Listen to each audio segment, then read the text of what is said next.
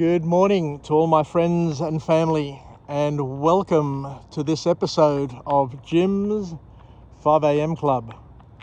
As you can see, it's dawn, it's sunrise on this magnificent morning, and I'm up here at Nelson Bay on Mount Tomaree on a special day, and this is going to be a special edition of Jim's 5 a.m. Club, where we go through and do a book summary on this Australia Day.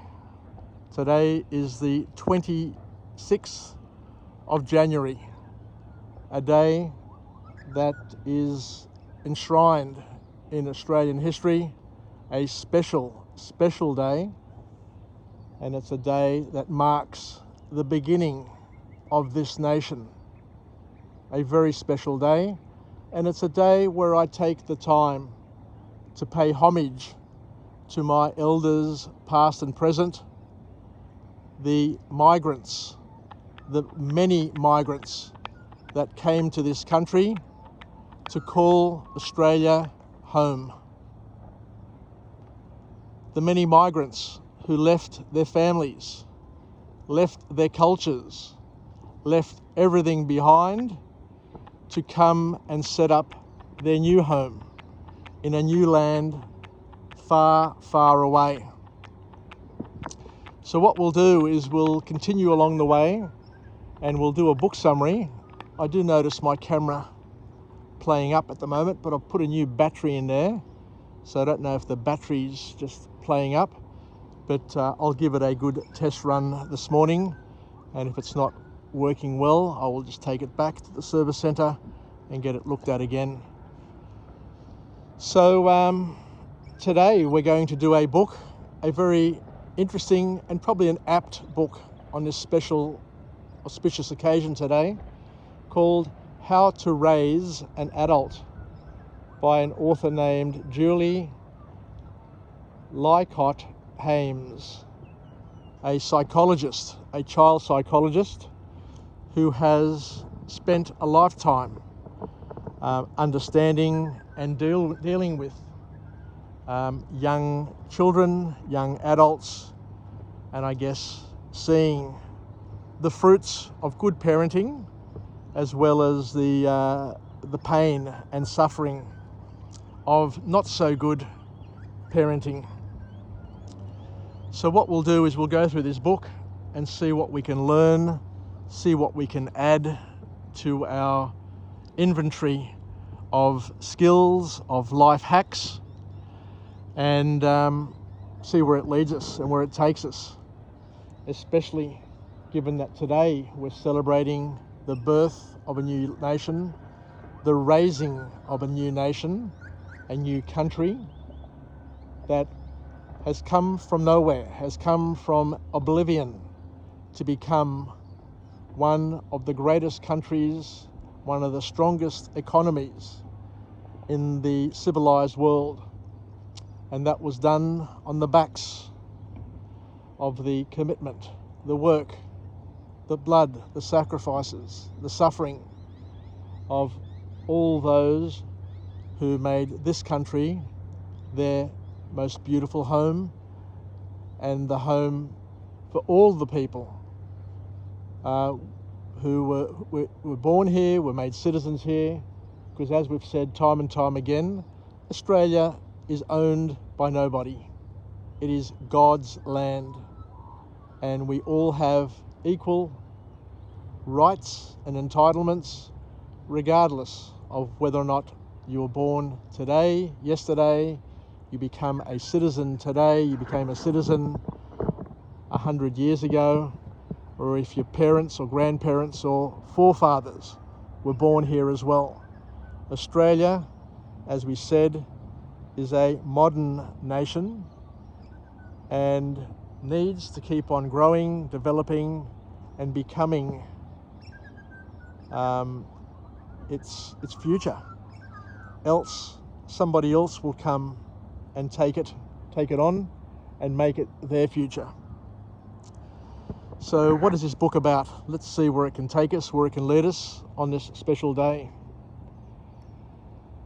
And the author makes a very valid point, where he says that, or she says, why did parenting change from preparing our children, our kids, for life to going the complete opposite way of protecting them from life? It means that they are not prepared to live life on their own.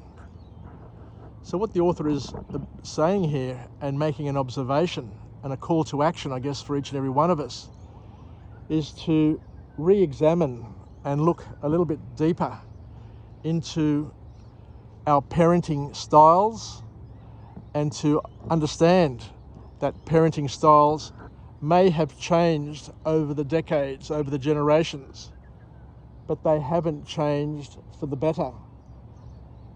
So we need to readjust or re-look at what we do and why we do it, knowing fair well that our children, our grandchildren, or anybody that we have in our care is bound to benefit or bound to suffer, depending on the actions and the direction we choose to take.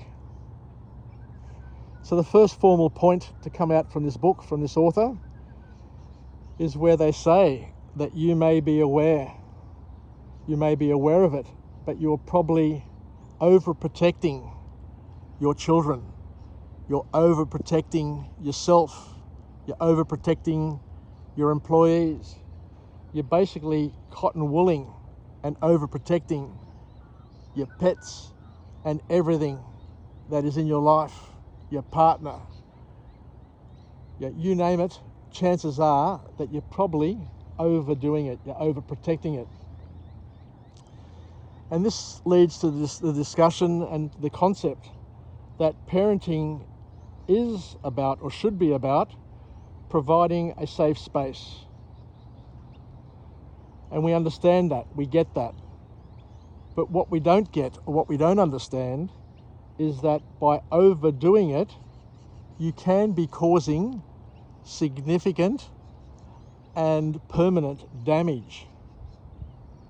Because by overreacting, by overdoing it, what you're doing is you're partaking in a thing called helicopter parenting, where over supervision can be most damaging, especially to people who are growing and developing and learning, who need to make mistakes, who need to find their path in life. Because what is happening is we're turning our children, our grandchildren, our employees, our family members, our parents, we're turning them into junkies. We're modern day junkies who are highly dependent on what we have to offer them and the supervision and the direction that we need to give them, which is not allowing them to grow, develop, and to be fulfilled in their lives. What a beautiful sunrise. So what happens is that people become dependent. The more you shelter, the more you protect, the more you guide somebody, sooner or later what happens, unless they are very, very strong and very tough and they become extremely rebellious and push back on you, most people learn to be helpless and they become dependent. They become dependent on the fears that people have for them. And the reason why people are overprotective and overdependent is that they simply don't trust their child, their grandchild, their employee, or anybody in their social circle to do the right thing. And they think that they are smarter. They have more experience. They are more worldly than those around them. But what they are actually doing is that they're expressing and projecting their fears. But not only their fears, what they are doing is they're projecting their irrational fears onto other people. And what it does is it stands in the way of their growth and development. Intrusive parenting, intrusive management. We've all had managers at work who are micro-managers, who are ball busters, who just can't help themselves to tell you not what you need to do, which is probably their job, but also how to do it, when to do it, which is entirely wrong. And it's the same when it comes to our children. Because once you become an intrusive parent, then what happens is you can't help yourself but become more and more controlling, more and more intrusive, until it becomes damaging. Because, as we said, you're standing in the way of the growth and development of that child, and you're not allowing them to expand and grow and to learn from their own experience, from their own mistakes, because you're constantly crowding their judgment and making them feel dumb, you're making them feel stupid, and as we said, it's not going to be good in the long term for them.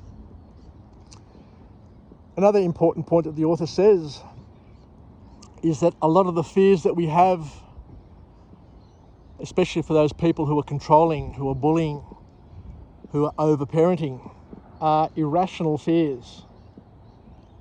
And less than 10%, the science says that less than 10%, or even less, in many cases, no more than less than 5%, less than 2%, less than 1%, less than 1% of those fears will ever come to fruition.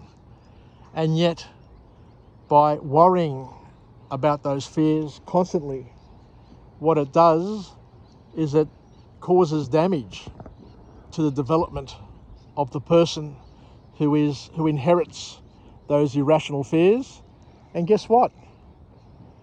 They become partners in that irrationality, in that stupidity, in that fear-mongering, and pass it on to other people they have in their lives. And sooner or later, you've got people fearing something which shouldn't be feared at all. But because they heard it from their mother, their grandmother, their cousin, their auntie, their boss, they keep on just they just keep on continuing and perpetrating the same crime over and over again, well into the future. So the author here says what we mustn't do, what parents shouldn't be doing all the time, is putting their nose and meddling into other people's business. Of course you do it to make sure that people don't get injured and don't get killed.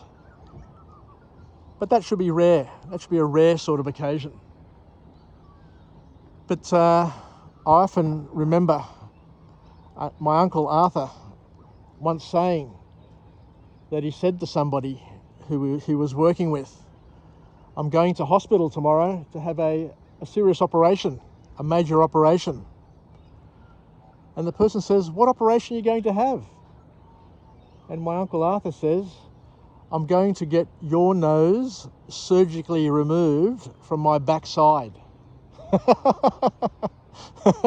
How beautiful is that? So what we must learn to do is to not put our noses in other people's bums. And what we should also learn to do is to make sure that we don't let other people put their noses into our business all the time. Because, as we said, it's damaging and it's not going to lead to anywhere productive or anywhere good in the long term. So the second formal point that the author talks about here is that we need to let children pursue their natural inclinations. And everybody has their own calling and callings in life. And what you were called to do may not necessarily be what your children are called to do. And we all need to be objective and let life take its course. Some people will take the straight road to where they need to go. Others will take the crooked road. Others will take the long road. But sooner or later, we all become what we should become, or that is the plan. So we all should be trying to reach our natural and our destined potential. But each and every parent wants to do it quickly. They want to do it now, but they don't understand that each child is different. We all have a different past. We all live and express a different present, and we all most certainly will have a different future. So the point that we're making here is that each person needs to make and to follow their own path. So we're getting on to helicopter parenting here, and the author says that helicopter parenting leads to loss of life skills, which in turn causes psychological problems.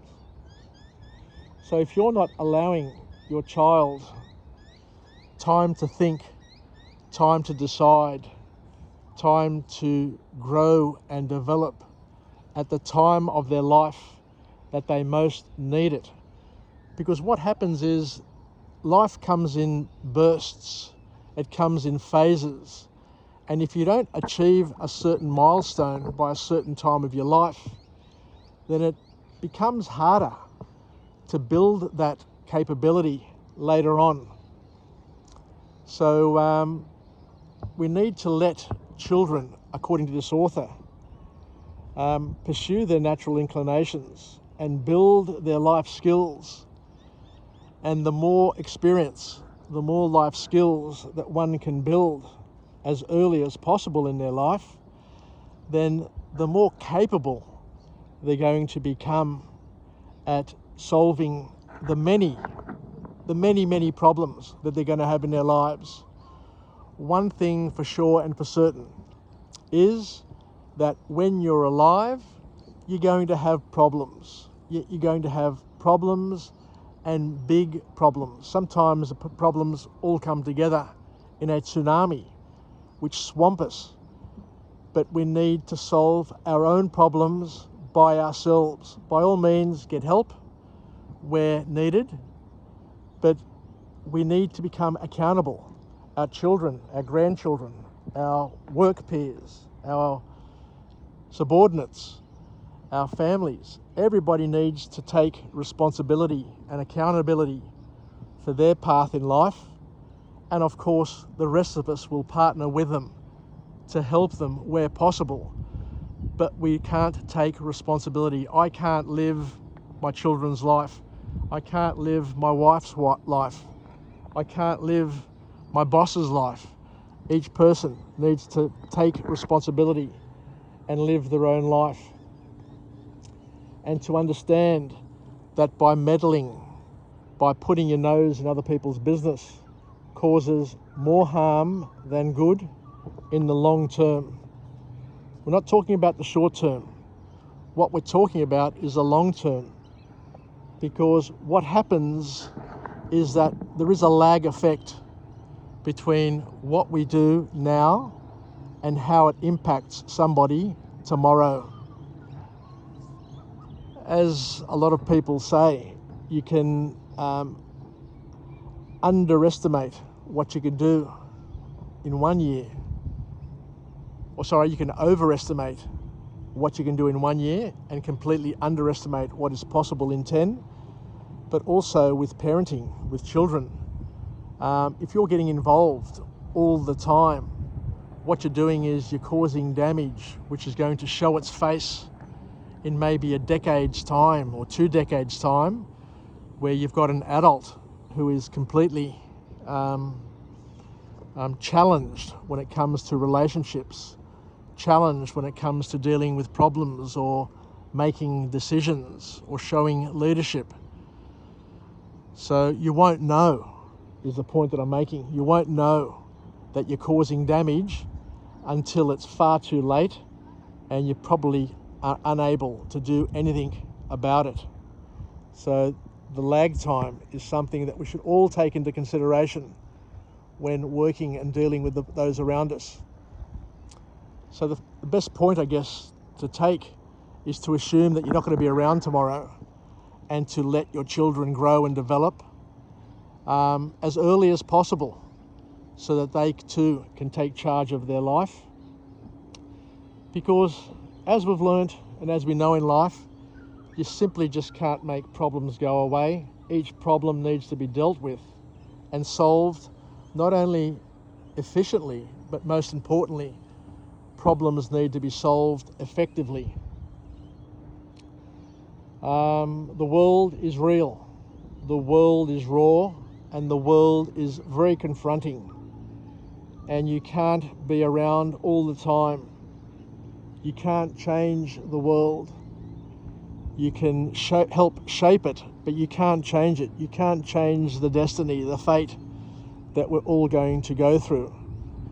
And what we need to be, and what we need our children and grandchildren and other people to be in our care, we need them not to get overwhelmed and be unhappy or lead to substance abuse or to psychological problems, such as being anxious and stressed or being depressed about worrying about their pasts. So the call to action from this author is to simply stop harming your children. Allow them to grow and develop. Hold them accountable and learn to reward them for excellence. Just like you're training a puppy, just like you're training a horse. Positive reinforcement works much better because people are habitual in nature. All you need to do is just observe somebody long enough, and when they're doing the right things, praise them, reward them.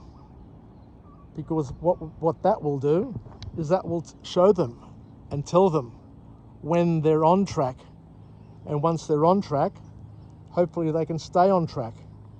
But as we said, getting too involved is not going to work for them and is not going to go all that well for them. The last point to come out of this book is where the author talks about balancing playtime with a good amount of skill learning. So it's not all about play all the time, and it's not all about homework and work. There needs to be a balance between structure and non-structure to allow a child to get bored. I remember growing up being an only child and being bored.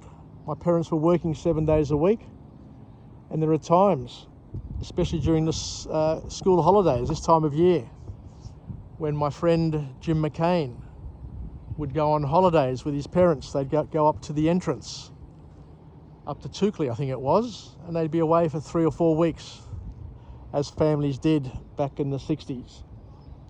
And my friend Alec Pappas too would go away with his family, and I'd be there at home, going from the home to the shop, to the shop to the home, and just trying to find things to do to pass my time. But sometimes, as we say, and as the author says, that being bored is good, because being bored makes you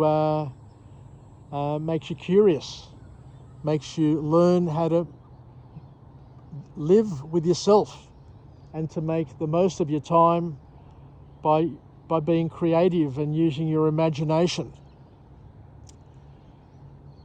So this unstructured playtime is something which is important. Sometimes I just love being in the room with my grandchildren and letting them play with Lego.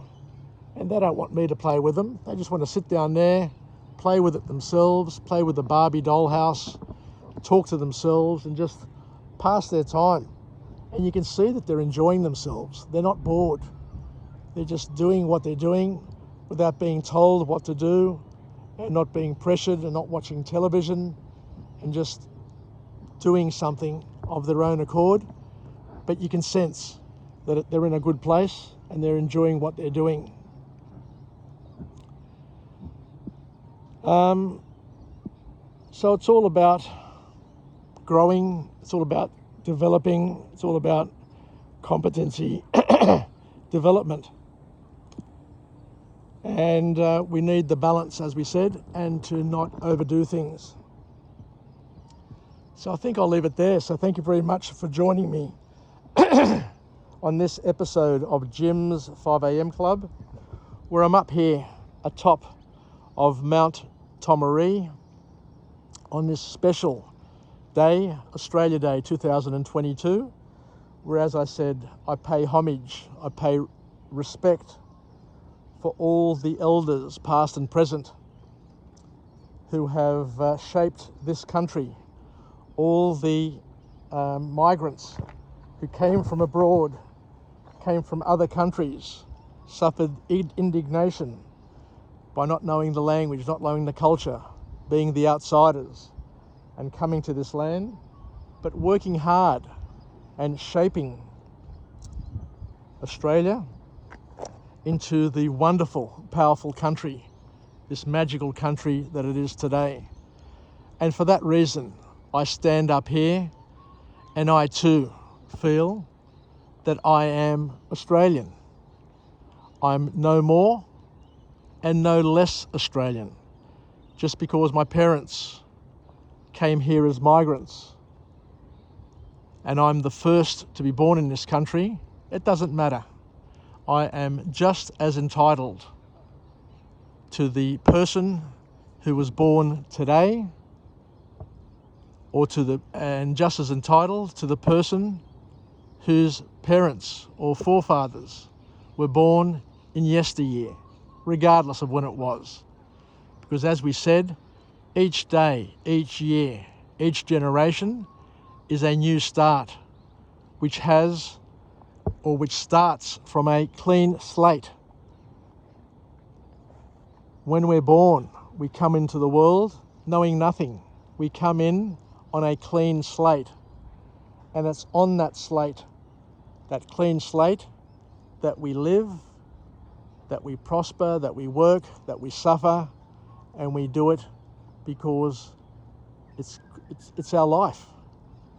And as we said, we are all equal as Christian brothers and sisters to share in creation, of which there is one and only one owner, and that is God, and the rest of us are co-dwellers, co-participants in collaborating and cooperating and making it the best possible life, the best possible country that we can possibly do.